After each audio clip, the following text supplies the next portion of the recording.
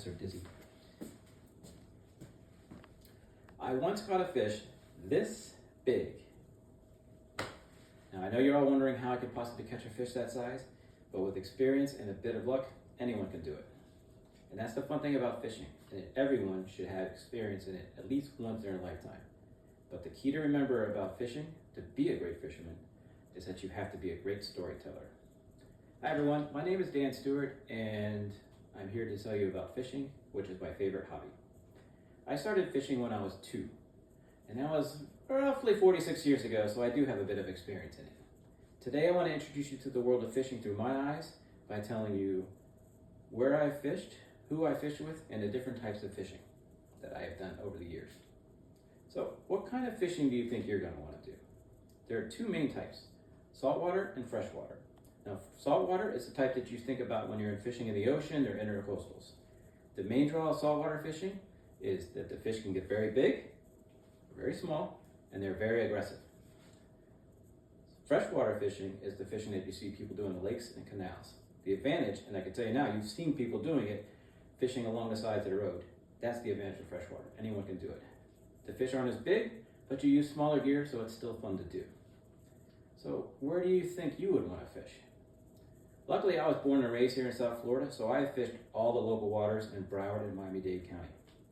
I have fished everywhere from the Florida Keys all the way up to the state of North Carolina.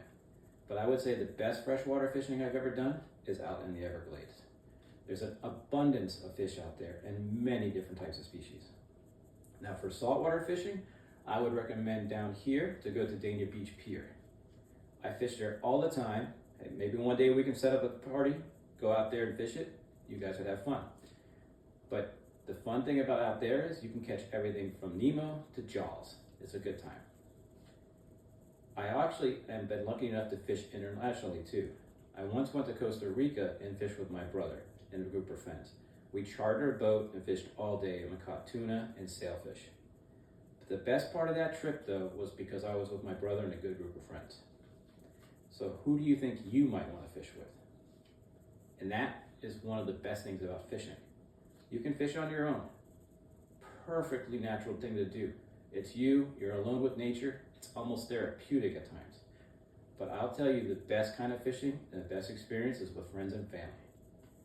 I grew up down here. I grew up fishing with my brother and sister, and now that we're all older, when we go fishing, the 3 of us, it also includes our kids, my niece, nephews, and my own kids. And I'll tell you, the best experiences, the highlight of my fishing experience have been with my children. I taught them how to fish since they were this tall, and they fish now, even though they haven't grown much, they're this tall. And it's the best fishing I ever do. We can fish all day, not catch anything, still have a good time.